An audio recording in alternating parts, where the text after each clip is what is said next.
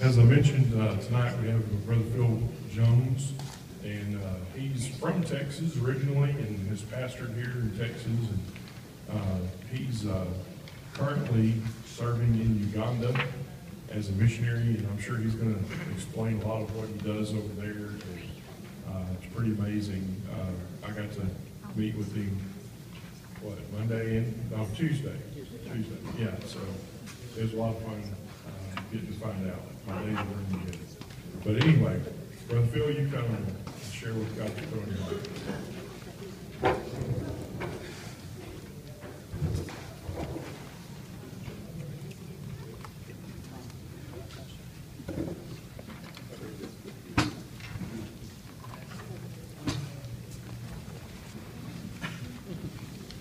$153 million.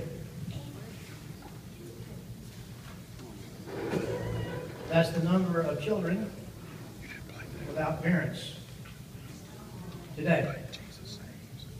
Next month, add another 5,700 to that number.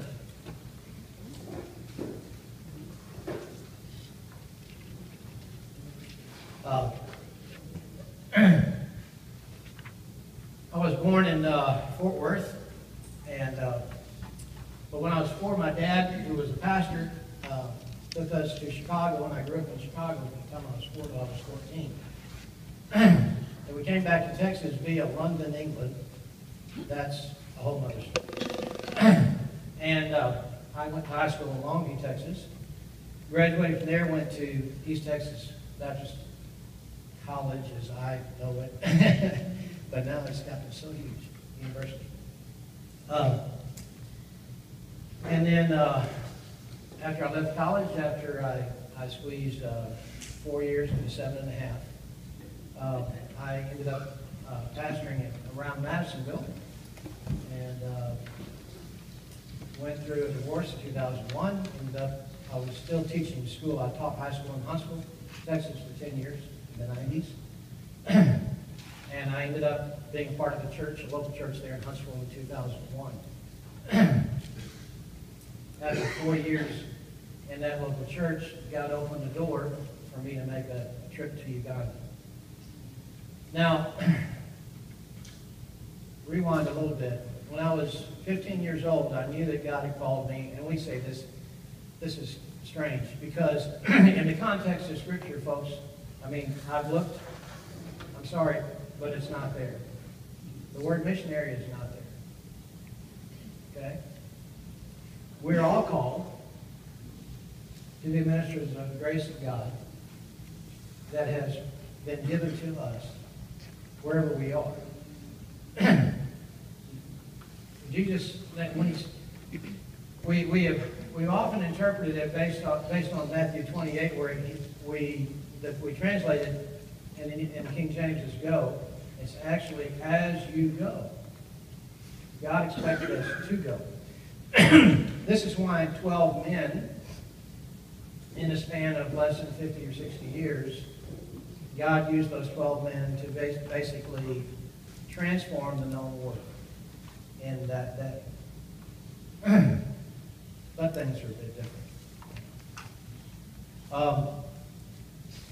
But when I was 15, I responded to God's call in my heart to live and minister in another part of the world. Took a long time for me to get to make the location change, but it's all part of God's plan. God doesn't. A day is 1,000 years. 1,000 years is a day. So it's not a matter of schedule. It's just a matter of availability. When I was in college, I spent 3 months in the Philippines. I spent 6 months in Botswana, Africa. Fell in love with Botswana. It's a totally different country than Uganda. To the extent that if you talk to people in Botswana and you ask them, don't you want to go on a trip north to go visit Uganda or Kenya, they'll look at you like you got the sick or something, because it was just like me whenever the lady approached me in 2005 and said, I can't go on the mission trip but if you'll go, I'll pay your way. And I said, why can't you go? And she said, well, my husband said if I go that I'll come back single. I said, really? I said, okay. Well, I didn't think she was really serious. I kept making excuses. I was just like Moses on the mountain. I just said, I'm broke, I can't do it. I'm broke, I can't do it. I'm broke, I can't do it. And she paid for everything. And so that first trip, 17 of us landed in Entebbe. Yes, the same one where we had the hijacking and all that stuff happened back when we were younger. Yeah. And landed in Entebbe at 11 o'clock at night. And it's like, come on, somebody has light bulbs somewhere. I know. I mean, all the pictures we took that night, you can't even make out the images because everything is so dark. But, oh, thank you so much. So we landed at 11 o'clock. Couldn't see a thing. That's back in 2005, Entebbe was not the place you wanted to be at night. It really wasn't the place you wanted to be in the daytime. It was pretty dangerous. Nonetheless, we were driven to the hotel, which is just around the corner. The next morning, we got up, we got in this taxi, and that's a loose word. It's a minivan, normally seats 9, licensed for 14, but most of the time we'll carry 23. Okay?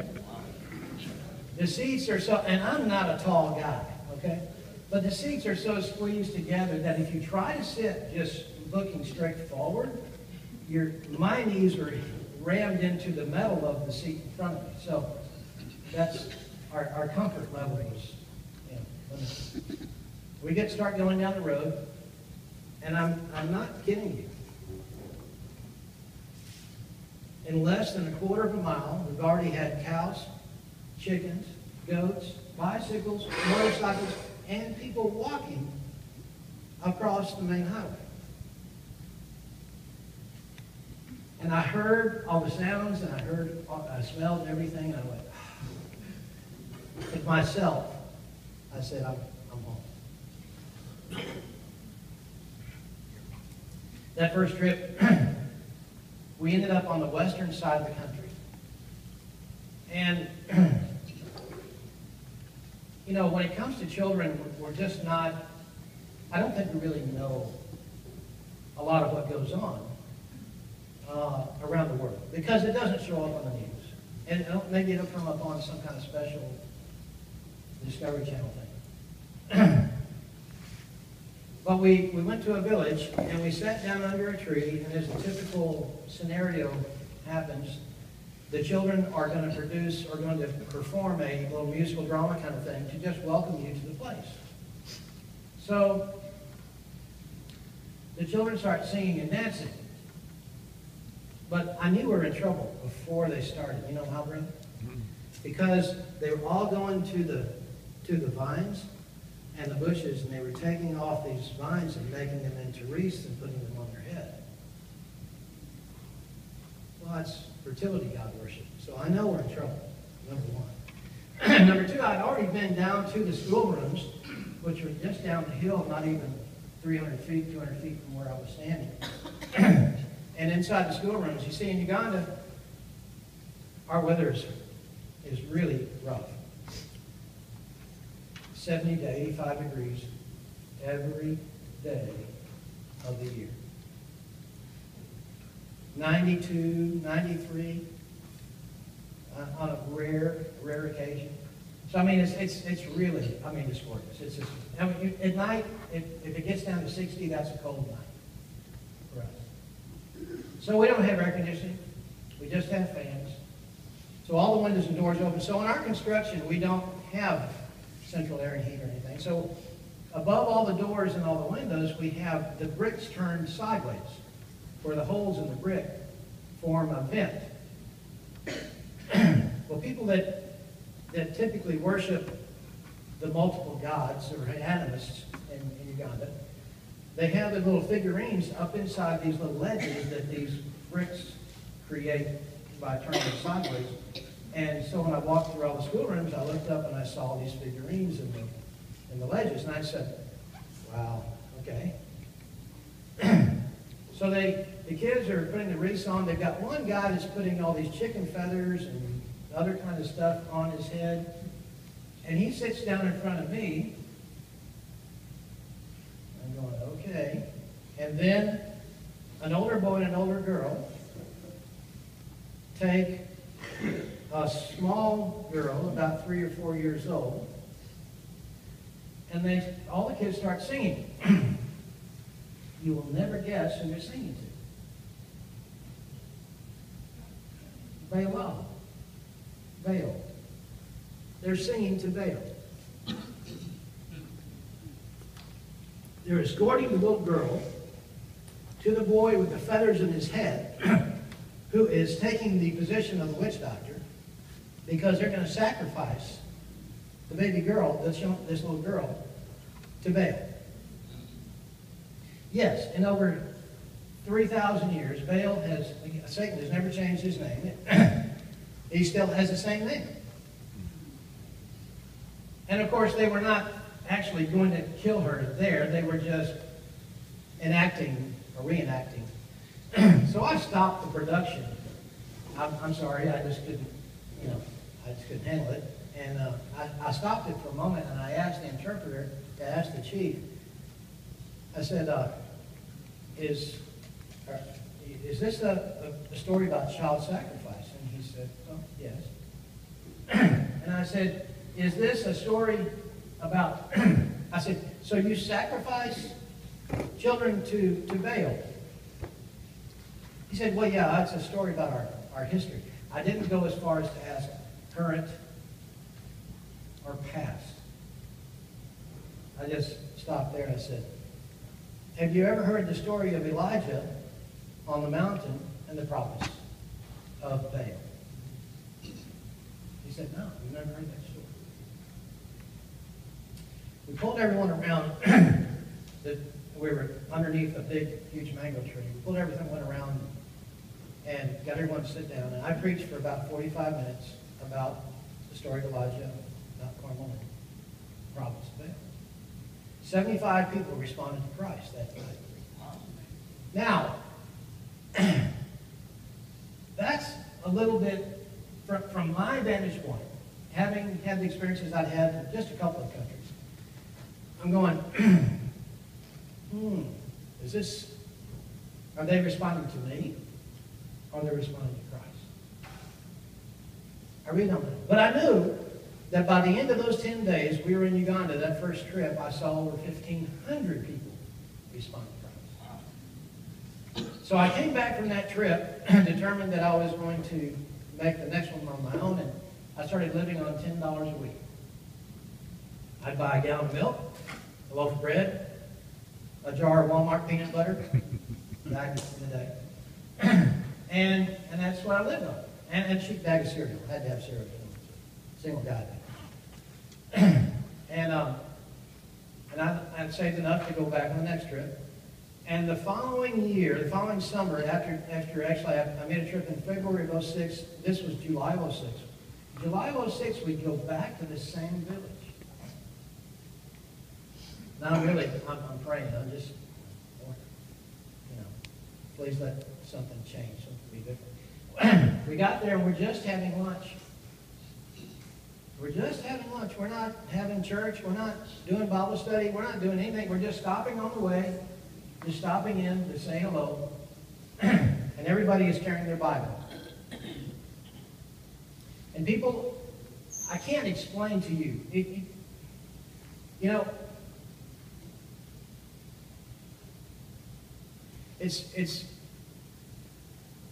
It's like when someone really gets saved. You know what I'm talking about? When someone really gets saved and their life is just changed, just flipped over upside down.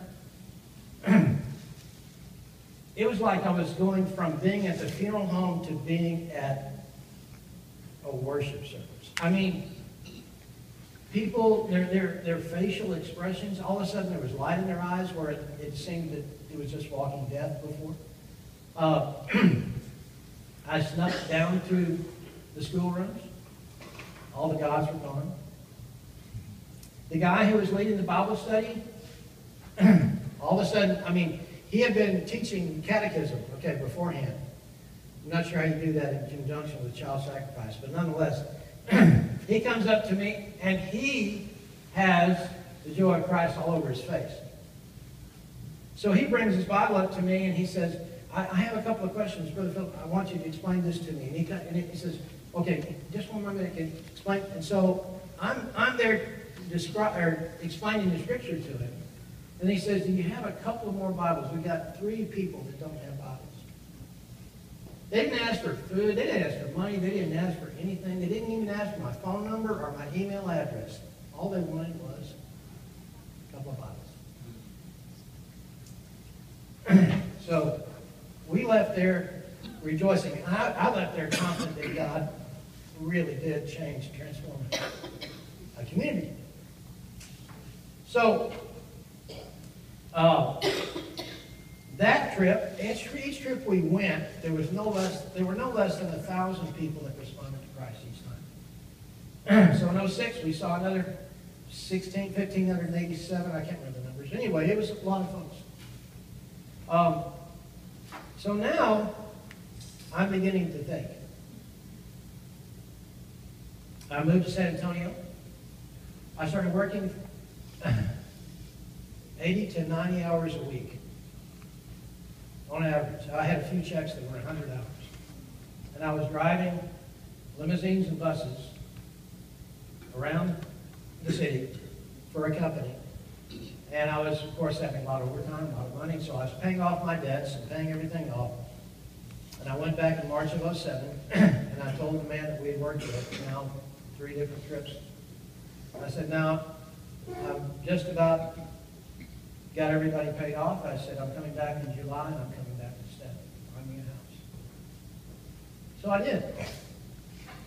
In July of 2007, I sold everything off, gave everything else away, and I moved to Uganda. I thought what I was going to be doing was going to be teaching pastors and church leaders.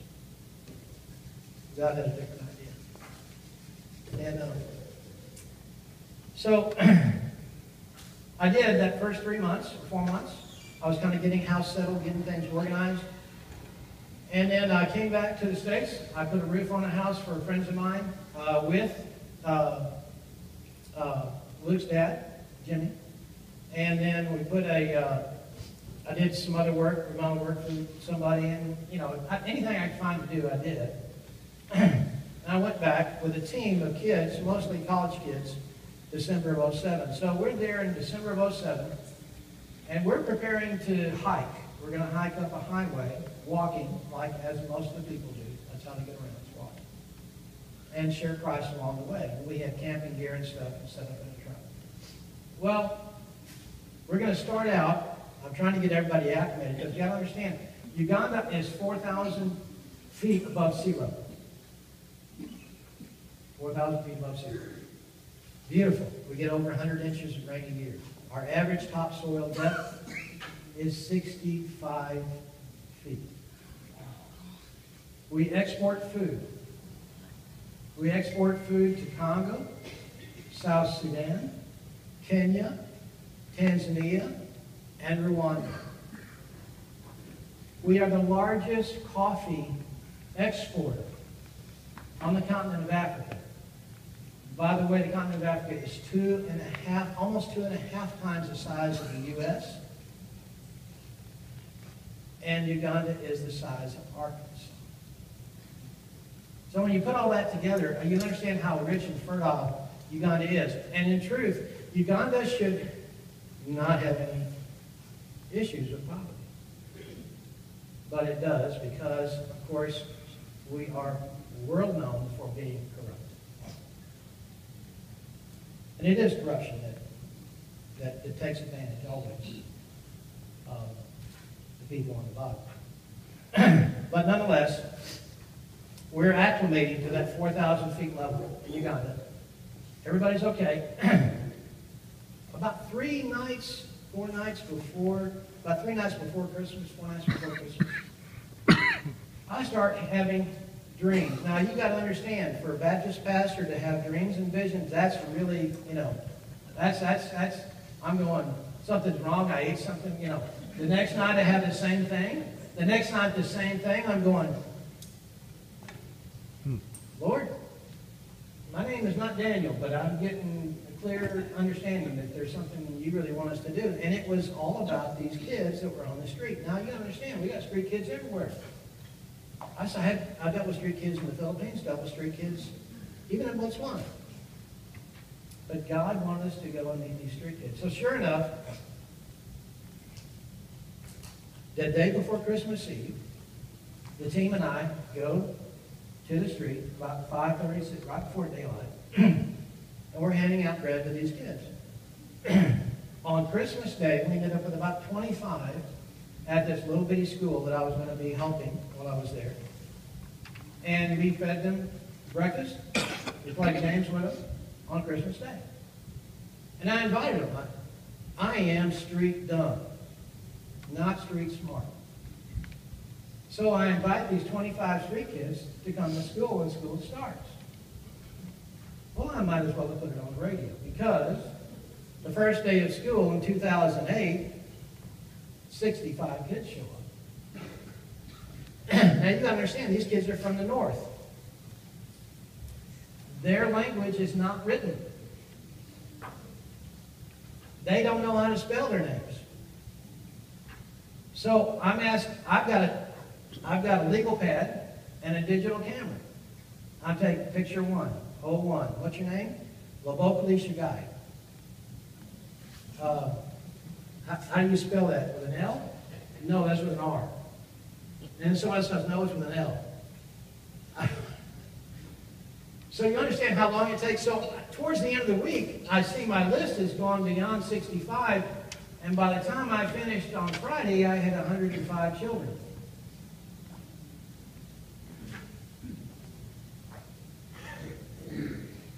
Everything's gone to sleep.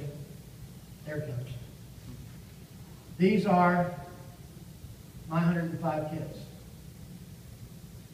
This is May, I believe, of 2008. Now, we had no clue how old anyone is because there's no birth certificates. The kids generally count their ages starting in January. So when it comes to January, they say, oh, I'm a year older. So we had no clue, month or days. We're just trying to be sure we get the year right. Okay? Just trying to get close. Well, they're not telling us the truth because they don't want us to reject them. So they're telling us that they're 4 or 5 years old 3 years in a row. Okay? It's just, I'm serious, just in the last couple of years that we've actually determined that some of these kids were 3 years old when they came to us. And so all of these little guys down the bottom in the front, those are all teenagers now. The ones in the back, some of them have gotten married and have kids. So it's, I didn't think time went by that quick, but it just seemed to go by really fast. But the verse of Scripture that God used to call, inspire, encourage, challenge us comes from Isaiah chapter 1. And I think it's odd to me how God sees this because verse 18, you know very well. Verse 18, is come now let us reason together, says the Lord. Though your sins are like scarlet, they should be white as snow. Well, what is verse 17?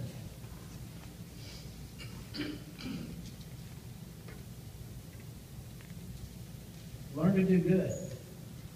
Seek justice. Rebuke the oppressor. Defend the fatherless. Plead for the widow.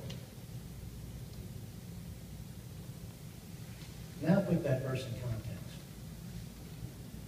I'm not talking about social gospel or salvation by works. I'm just talking about the evidence of our genuine conversion is in how we care for those who are on the bottom. How we treat the defenseless. So we started off, and this got really busy really fast. God started doing some amazing things that I can't explain, that they're not unexplainable, which I think is really cool because that just reinforces what God was doing. But in 2008, the first time we baptized, I think it was about this time. It was around May or June. I took a truck. I had to take a 2.5-ton Isuzu truck, and I put 75 or 80, maybe more than that, people in this truck. Okay, they just kept getting in the truck. Okay, so we went down to this muddy swamp right by the road, and I baptized for 2.5 hours. We even had a little old widow lady at that time. She only had one leg, and they helped her get down into the water because she'd never been baptized. It was amazing. Later on that year, we baptized another 65 or 70. All in total that year in 2008, we baptized 167 or 68. I can't remember exactly. But because God was really living in the hearts of the kids. See, a lot of these kids were eating rotten food. That's where we found them. We found them digging in the trash from the market the night before, and they were picking up whatever they thought they could eat, and that's what they were eating. They were dropped off, abandoned by their families, because from their part of the country in the north, they were kidnapping children and making an army out of kids. So the families thought they were safer on the street in the south than they would be hanging around at home. So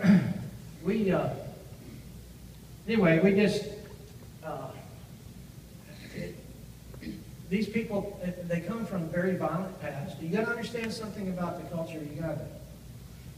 I was explaining this just a little bit ago to somebody.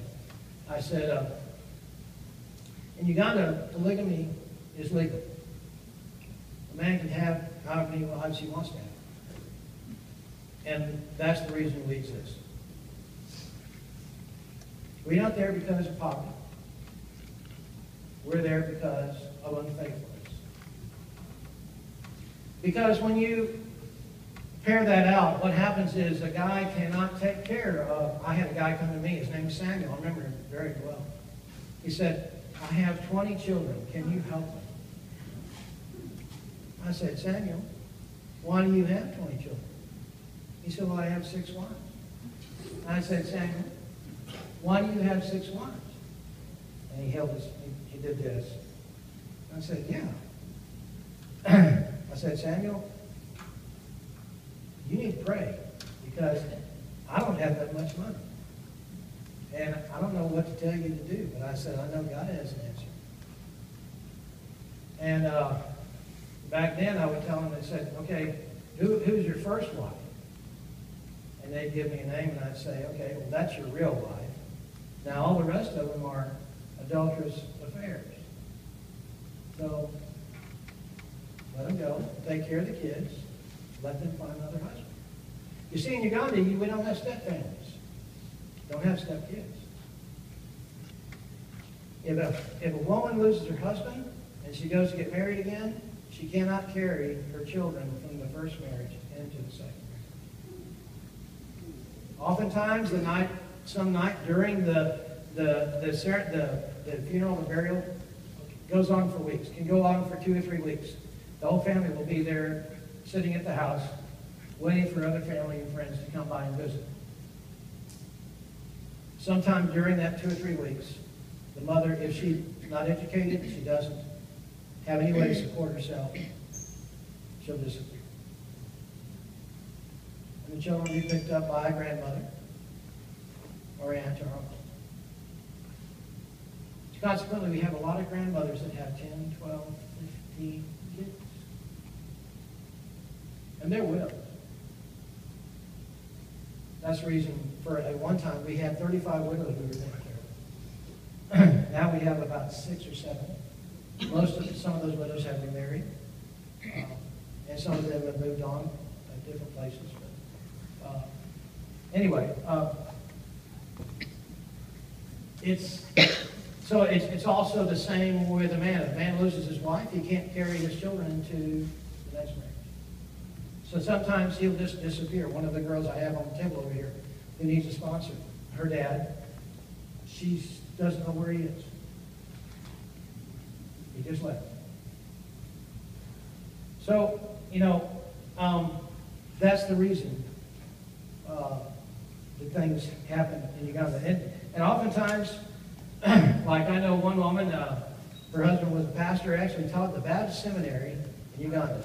They got fired because he was stealing money for Bibles. And this guy has 4 wives. But he abandoned the first one. And he's taking care of 2 of them that we know of. The 4th one, we're not even sure. I'm not sure who she is exactly. He's never shown who that. I mean, do you understand what a mess that can get to be? So, anyway, in 2008, things were great. This is a May. He was on the streets for about 4 months. His uncle dropped him off and told him he'd be back in 2 weeks. And he was really sick when we got him. He's in university right now studying to be an electrical engineer. One of the promises that I made to my kids from the beginning was that I would see them through their education, whatever that meant. And so this year in August, right now we have 6, and we have 5. We have 5 in university. In August, we will have 11. We have 6 more kids going to university, going to college in August. In 2000, I'm going to give you the context for this. December, I got 10 minutes. December the 26th, the day after Christmas, 2011, I had malaria. Now that's no big deal. For us, it's kind of like a flu. Okay, you get treated for it. It's in a couple of weeks you're over it. You're okay. Just really painful. Now for me, my body would not take the pills.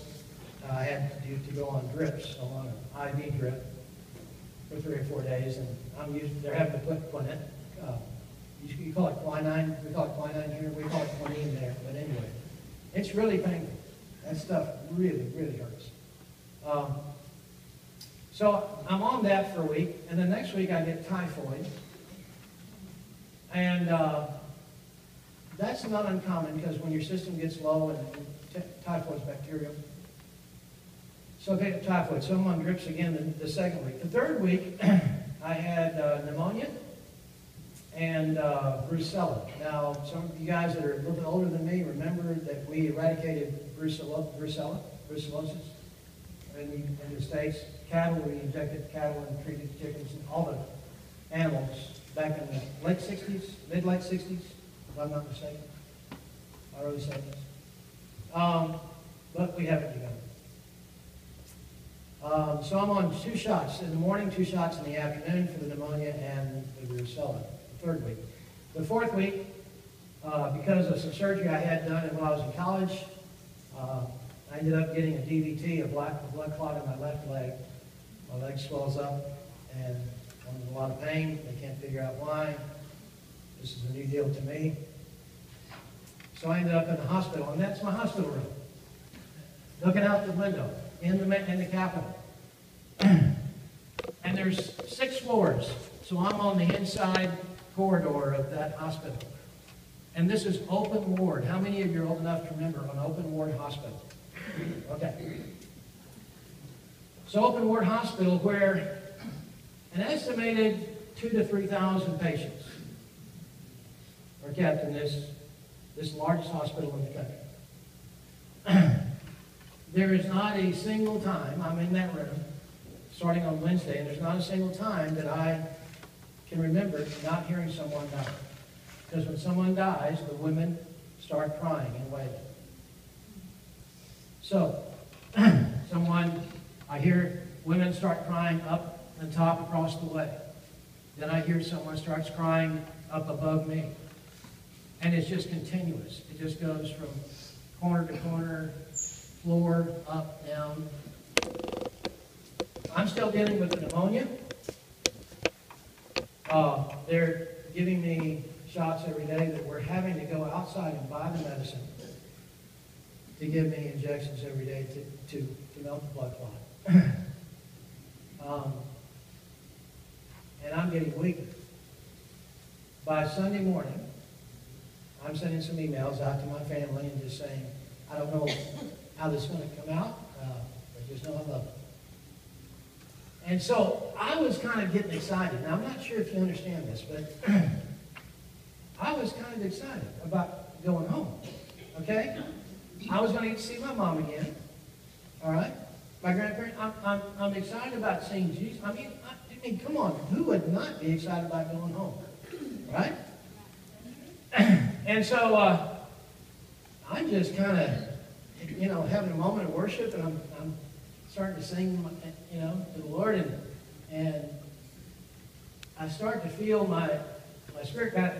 It's kind of a weird. It's hard to explain. I didn't die necessarily, but it's that point at which you feel like you're starting to go, and then I came back. I'm going, no. And I started feeling better, and I'm going, Lord, why? Why did you do that? No, I'm ready to go. And he said, well, I'm not. So, okay.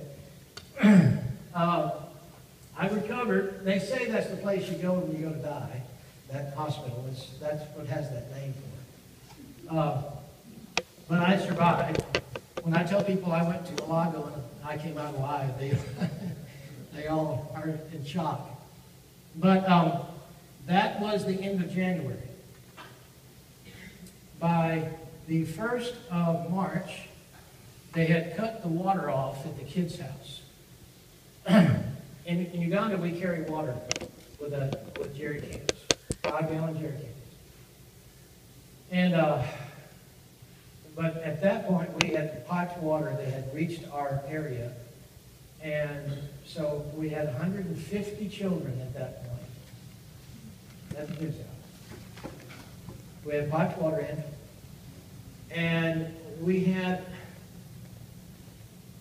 a situation arise. I was told this. It's kind of weird to me. I'm a little bit naive. Some people told me in 2009, actually 3 different ministries, told me that if it hasn't happened to you yet, it will. Someone's going to come along and say, you're not doing it right, Phil. We think we have a better way. We think you need to leave and let us take over. Really? People do that? Well, some church that used to support us had $16,000 in the bank that was given, raised, donated for us. And they held on to it for 4 months. So they got the water off at the kids' house, and I'm just still recovering from all of this stuff with my blood clot and what. And then a friend of mine shows up, another missionary from Entebbe. Remember the dangerous place I'm telling you about, the airport? Another missionary friend of mine shows up from Entebbe on a motorcycle. Okay? Big motorcycle. BMW 1100 touring bike. Along with another guy who's a Ugandan who owns a supermarket chain in Kampala, identical twin bikes. And they just came to visit. Came just to visit. Okay. So I met them in town, took them out to the kids' house. They're there. They're handing out some candy, and they had books and pens for the kids. And then Leo is this big old guy from Alaska, missionary from Alaska, Leo. He's about this tall. He said, oh, by the way, I have something for you. And he reaches in his saddlebag, And he pulled, now you got to understand, Uganda money, okay, it's just like Mexican money. I mean, it takes a lot to make a living, right?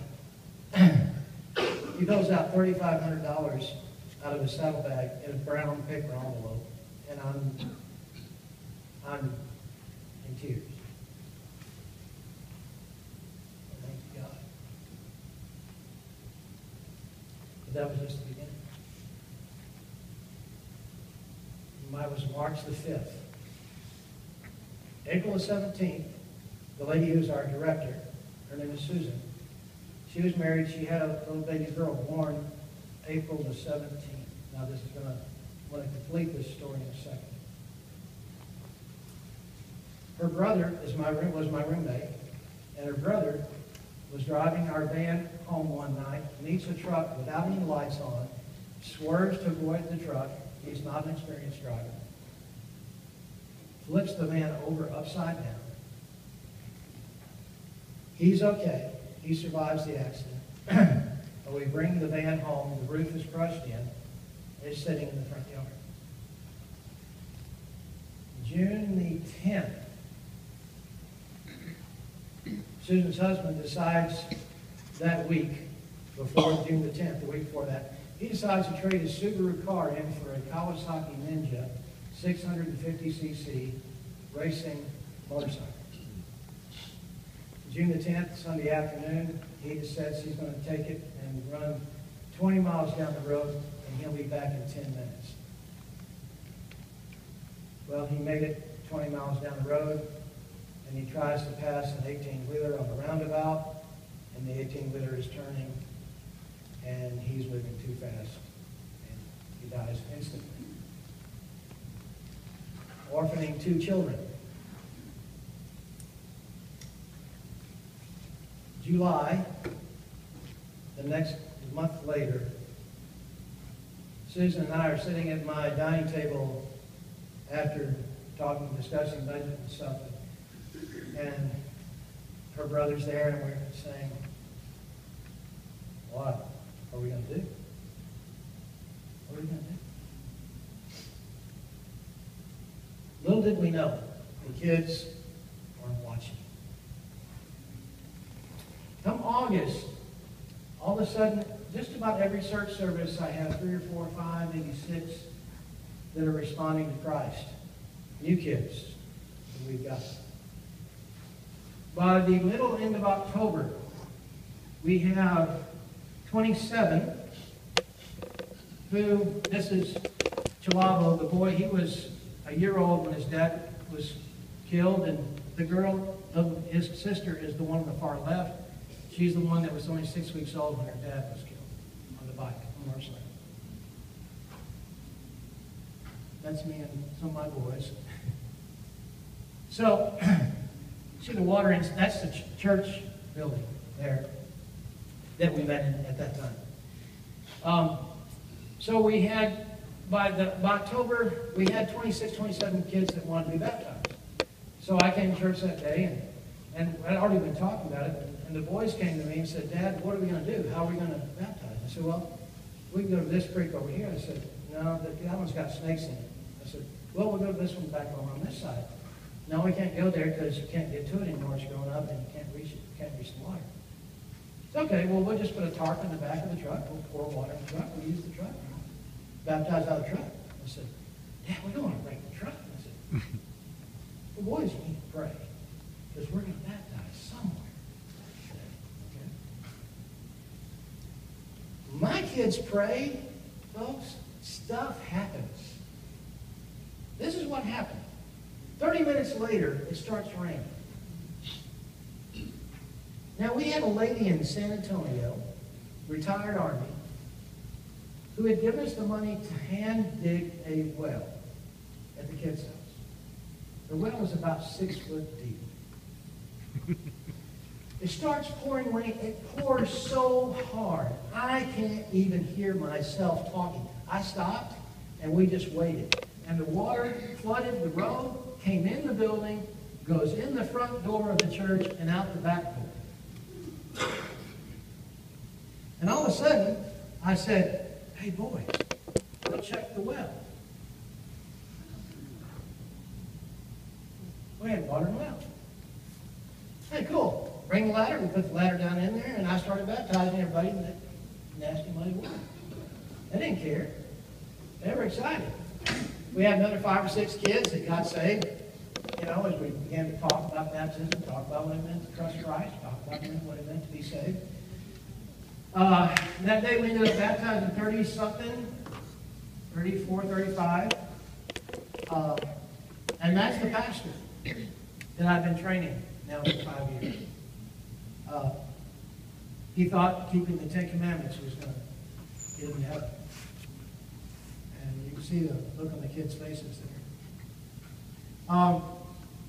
So, there we go. I got those. And that's the same well. The guy's digging. About 30 minutes, an hour after you see that picture right there, after that picture was taken, he's digging in that bottom of that well. He's at 13 feet. That's 13 feet. He's digging with a pickaxe, and he hits water with the pickaxe. It floods the hole. He comes running out of the hole. We bring a pump in. We pump it for an entire day. And we can't get the water out of the hole. The guy comes to me with a contract. He says, I'm going to give you a guarantee for a year that this will... I said, 13 feet? I said, man, I've got 150 children bathing twice a day. Cooking and drinking. I mean, 13 feet? He says, trust me. We'll do whatever we got to do. We'll make sure. And I'm just sweating. So I capped it at 13 feet. You know that 13-foot well went 14 months through the dry season, through a season of 2.5 months without rain. When it did get a little bit slow, he came back to me. And the old well is right there where you see the hand pump, and the machine you see right next to it, just not even 5 or 6 feet from it. He said, if you'll give me $600, I'll come in with a machine, we'll drill a hole. So they drilled a 40-foot hole. 40 foot. For us, that's a pretty good size well. I mean, we're so close to water, it's crazy.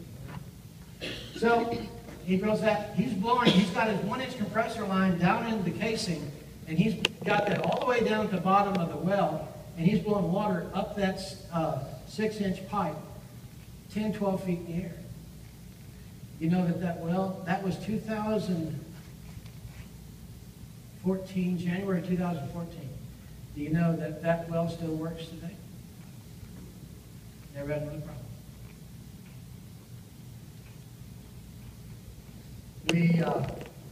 We needed a kitchen. We were cooking inside. We had an adoption agency helped us buy this property over here. You see where I'm taking a picture from. And so we had a family in Kentucky that called me on the phone and said, we heard you need a kitchen. I said, yeah. What's it going to cost? I said, whatever you want to give, it will be enough. They said, well, God's been telling us $2,300. And I said, our budget is $2,300 for the kitchen. We built the kitchen. We have a team of people come in 2015. You see the boys helping us. And I don't have to beg our kids to come help. I don't have to bribe them. I don't have to do anything. If I show up with a truckload of bricks or rock or anything else, they just come running out and they help unload it. This is our kitchen.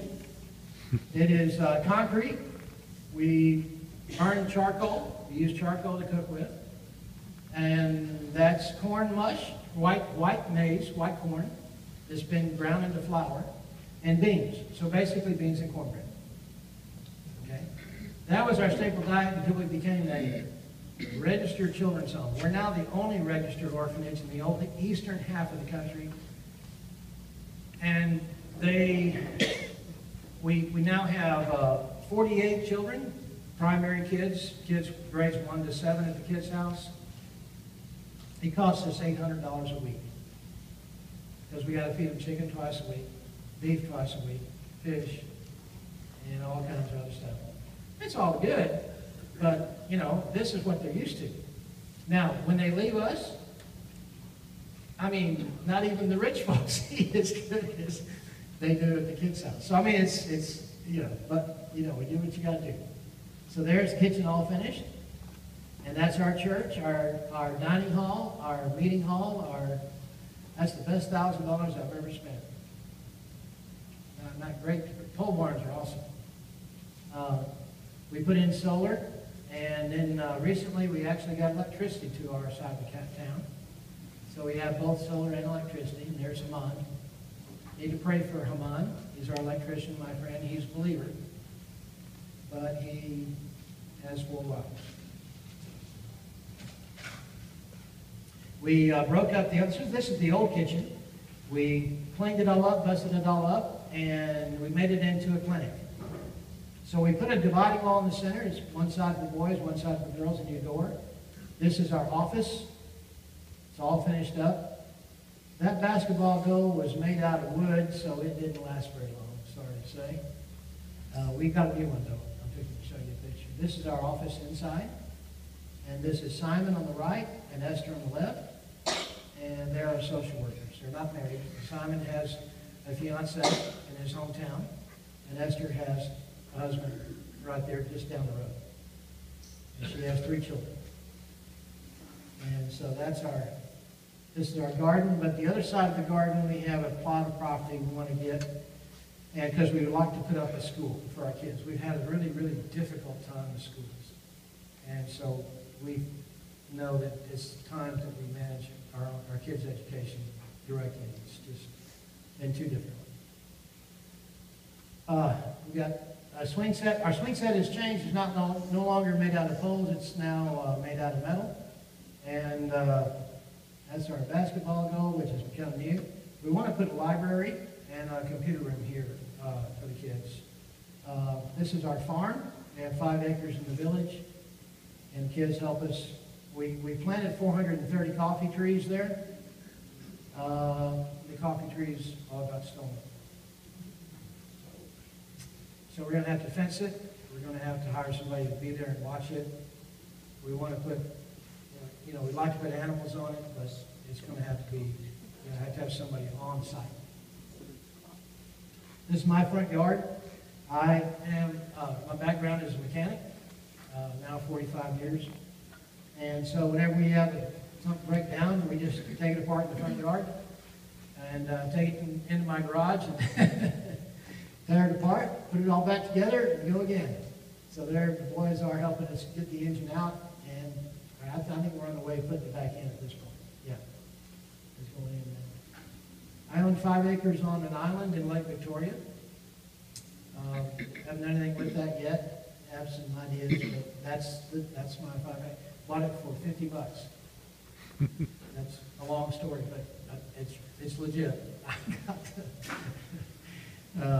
We just recently had a church in Colorado. Our church in Colorado that stepped up and helped us give our boys some new showers and toilets. So we tiled. This is all new tile work. We have a little keyboard that, right now I don't think we have anybody to play the keyboard. But this is where we have church, and there's some of our widows. And this is all of us on a Sunday morning.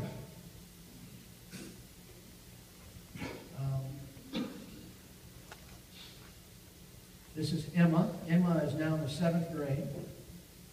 And these are some boys who recently, now this is, I know this is a little, to us it would seem like a little overkill, but these boys finished their apprenticeship in a plumbing program with a local plumber. The guy that actually did our water wells at the kids' house trained these boys to do plumbing.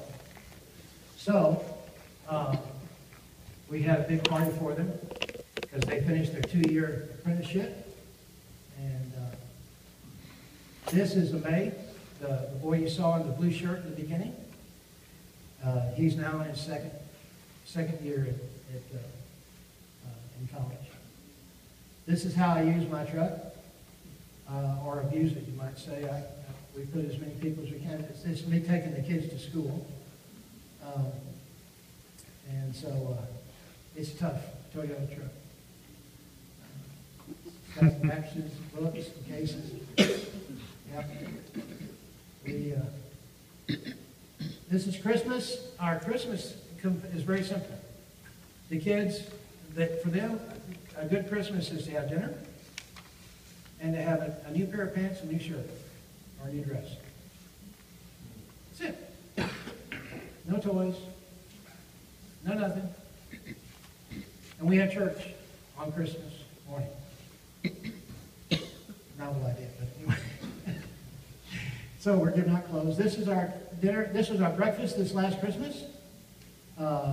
Milk, tea, and eggs and stuff, and bread for the kids.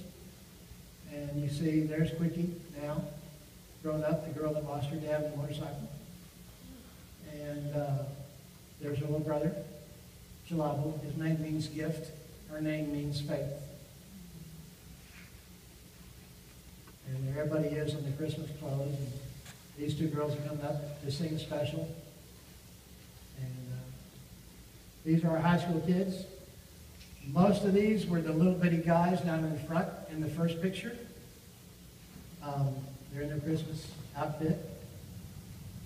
These are 4 of the 6 guys that are going to university in August.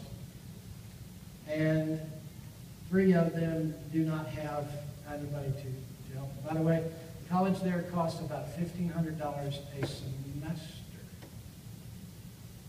Tuition, room, board, books, all 9 yards. Look if you can believe that. This is our high school kids. And this is our elementary school kids. And this has changed because we have 18 new kids that the government just brought us the end of January, 1st of Feb. 11 of them are in a photo you see here on the table. Because since we're the only orphanage there, there they are. This 11. So, we just ask for your prayers. Yes, we do, I guess you might say, some humanitarian, but we just put the word of Christ to me with feet on it. And we care. We teach our kids that God is their supplier, not we. And it's been amazing. Amazing. Incredible things happen. We always get down to zero and we think we're not going to have food. I mean, we have enough money right now to have food the first week of April.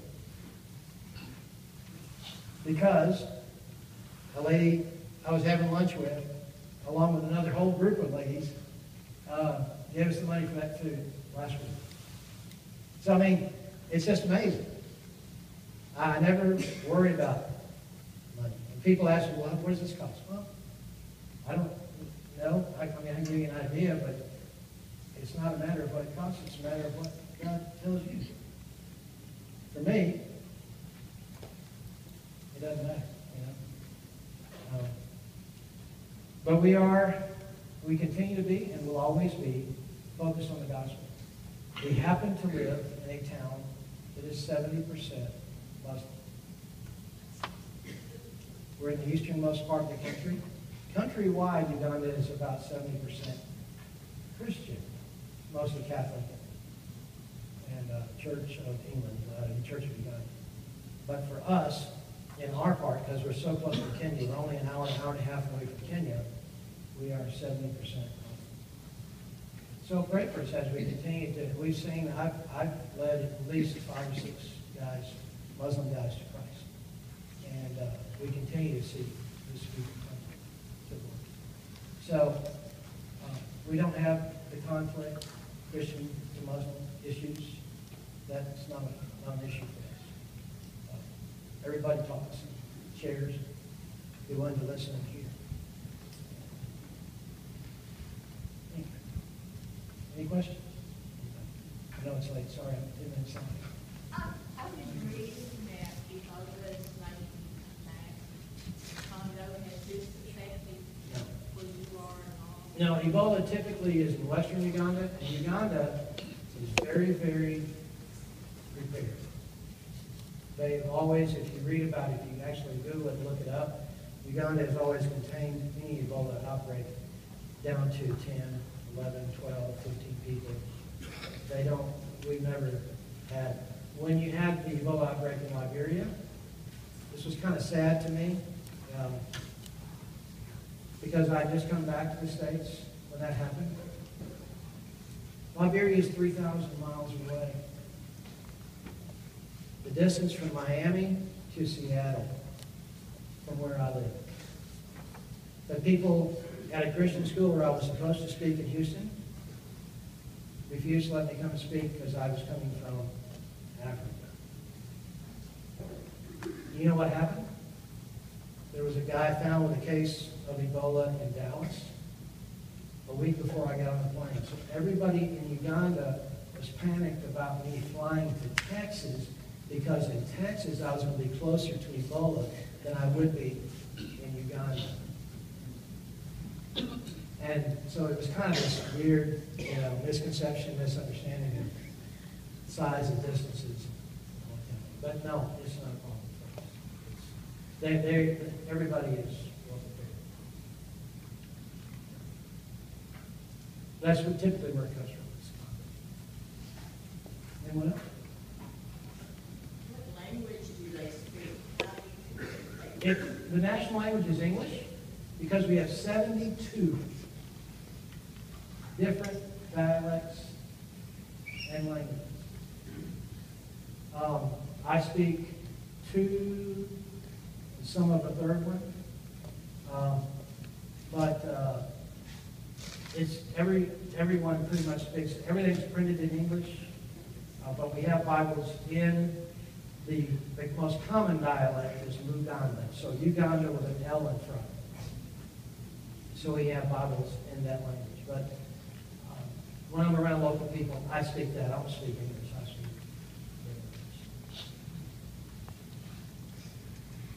English. I do have some materials over here. We do need sponsors for the kids. If God's calling you to do that, please come, and I'll be glad to share some information with you from there, or answer any more questions you might have. But most of all, pray for us. Pray for our kids. I've got a card here you can stick on your fridge so it reminds you to pray. Pray for our staff. All of our staff are Ugandans, local people, 11 of them. And I'm the only outsider.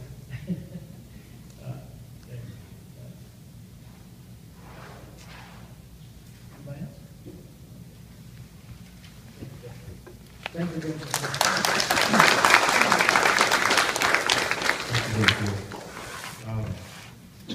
As he said, there's material on the table. We'd be happy to get you to, if you'd like to just look at it, you want to sponsor a child or whatever you would like to do, you can see that after we have our closing prayer.